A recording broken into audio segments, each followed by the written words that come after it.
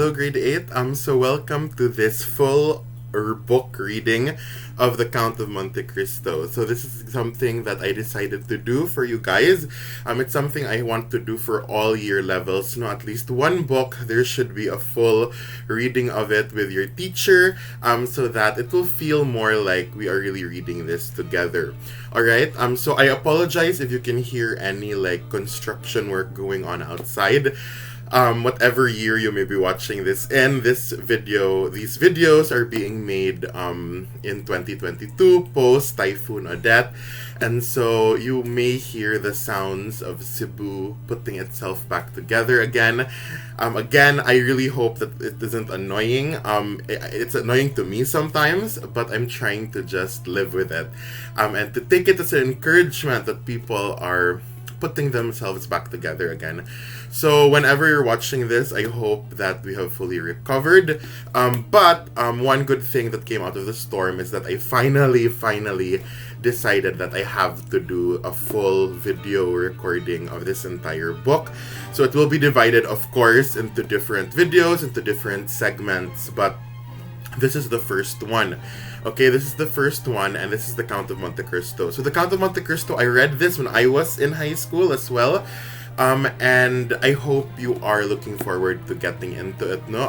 The thing is, good guys, with The Count of Monte Cristo is that it is actually a classic good, okay? It's a classic, and it is the first classic you guys are reading for this lit class, no? So the books we read so far, they do fall into certain categories. Like we had a children's classic with The Little Prince.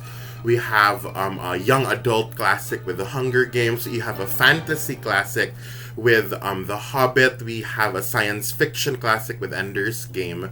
But The Count of Monte Cristo, it's considered just to be a classic, period. Okay, it's a literature classic good. There's no more science fiction category or fantasy. If you're gonna categorize The Count of Monte Cristo, it's just a classic good. Alright, and so a classic, guys, basically means a book that has stood the test of time, okay? Meaning it was written a very long time ago, but even though it was written so long ago, it hasn't lost its relevance, it hasn't lost its power, no? It's still worth reading today. That's what the term classic means, okay? It has stood the test of time. It has survived the test of time. It's been tested by time, okay, and it has survived. It is still considered to be worth reading, and it is still considered to be worth studying. That's what a classic means, good. And The Count of Monte Cristo falls into that category. You know, they do call it a classic, period, a literature classic.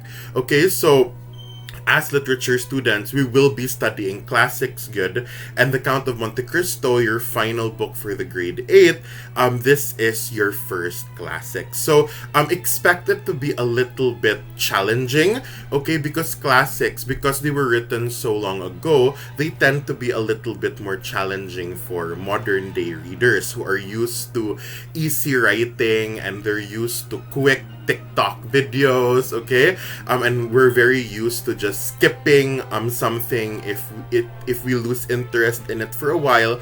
But classics, they will test that. They will make us stronger readers.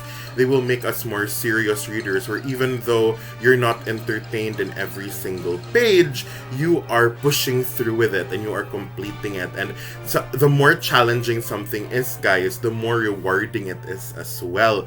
Okay, so by the end of this book, good, we will be smarter. Our brains will be more developed. Okay, our reading abilities will be more developed. Okay, and that's why also I think this is the perfect book for me to read with you guys, because I will be with you every step of the way. I hopefully it will feel like you have a friend really reading it with you and helping you get through it. Having said that, this, good guys, this is it is a story about injustice, and it's a story about revenge and how those things, how it affects us as human beings if we have an injustice done against us, if we give in to revenge, the dark side good of that, no, and what that will do to a person. So this really is a book about transformation and how injustice and revenge can transform a person. All right, so it's a very very interesting story. Just because it's challenging doesn't mean it won't be interesting. Because it is really a story with sword fights and prison escapes and political drama and romance and plot twists and drama. So it's a very dramatic book. No, there's a lot of things that will happen in these pages. Now, we are reading the Bantam Classics edition, you guys know. This is what mine looks like, but the actual book itself, it looks like this. I'll put a picture up, no? That is the edition you should be reading. It is the most common edition here in the Philippines. Okay, National Bookstore. These are the editions that are always sold. So make sure you get this specific edition. And the reason why there are different editions, guys, is because The Count of Monte Cristo is originally a French book. Okay, it's by the writer Alexander Dumas. Okay, who was French, and so the book itself had to be translated. Okay, it had to be translated into English, kind of like The Little Prince. Okay, and so there are differences in terms of translations. And the Bantam Classics edition, it's just a more concise translation. Okay, because the actual book itself is very very long. Hold on, I actually have another edition. No, that it's actually the translation that is the most detailed. I'm gonna get it in my shelves. So this is another edition of it. Look at how much thicker it is. It's a weapon. You can kill someone with this book. So this is the one we're going to be reading. This is actually the translation that's really very detailed, as in every single thing was translated. Okay, look at how thick that is. That is, let's see how long it is. It's 1,276 pages. So this is not the edition I want you to read, guys. Although I have read both editions. I've read this one multiple times. I've read this once, no? It's huge and it's insane. It's a crazy book, but it was very, very rewarding finishing it. But this is not the edition we will be reading together. This is the edition that we will be reading together, the Bantam Classics edition.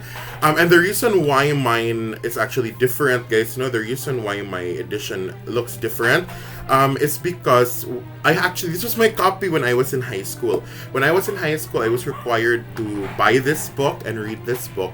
And, sorry, again, this sounds, please try to ignore it. So this was the edition that I had when I was in high school. And, the reason why it looks different is because it's actually just a Xerox copy of the book itself. So the Bantam Classics edition, my mom, teacher, thought that didn't wanna spend 300 pesos for a book, and so she just Xerox copied Teacher Kiara's copy of it, and had it bound, which she ended up spending 250 pesos, so she saved 50 pesos, and the copy of Teacher Kiara got destroyed, but it fell apart because it was Xerox copied, it was photocopied, and so we saved 50 pesos but ended up destroying Teacher Kiara's book.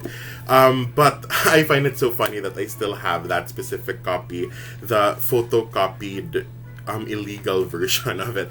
Alright, so and I don't know, I feel like I cherish it more because of that story. And then also I think that's one of the reasons why I just buy books, because I didn't get every book I wanted when I was in high school, and so now that I make my own money, I buy whatever book I want and fill my shelves up with it.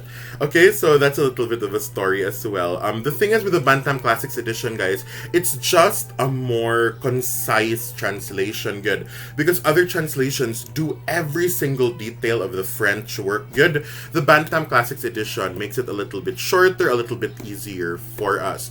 Alright, however, we are still getting the full story, good. We are still getting the general story. It's just a lot of the details are no longer included, and there And the reason for that, guys, is because Alexander Dumas, he was a Frenchman, okay?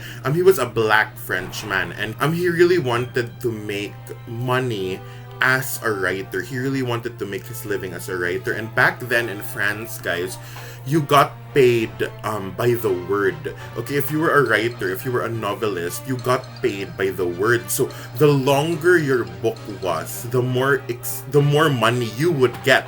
Okay, the more money you would get for it. And because of that, guys, because it was the system of the time where you get paid based on how long your work is, Alexander Dumas made his work extra long. He put in a lot of unnecessary details just to get the coin, just to get more money.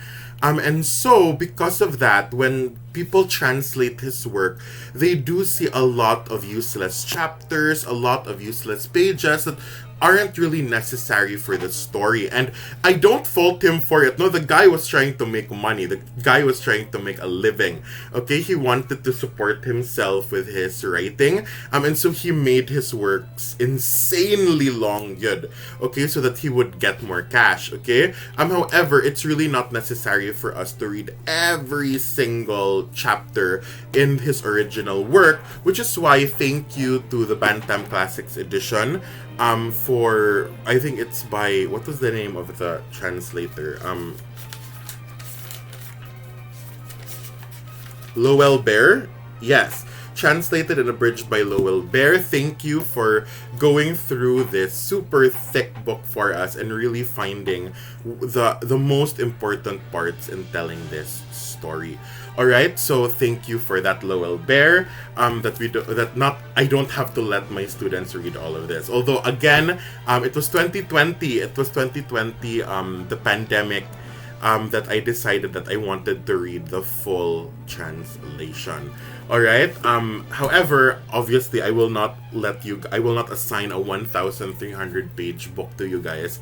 So we are reading the Bantam Classics edition, which is only, let's see, how long is the Bantam Classics edition? It is 531 pages. That's still a lot, no? That's still a chunk of a book, okay? However, it is a lot shorter than, obviously, the other editions of this book. So make sure you have the Bantam Classics edition, okay? That is a really long intro. That was a really, really long intro. So that's just gonna be the introduction of the book. The next video in the playlist is going to be us actually reading it together already. We'll start obviously with chapter 1. I hope you're excited to go through it, guys. I hope that even having me read it out loud to you and go through it with you will make it a better reading experience for you. I hope it feels like your lit teacher is here with you, and we will experience this together, good. Okay, so I'm excited for that. So click on the next video if you want to officially start chapter 1 after that long rambly introduction.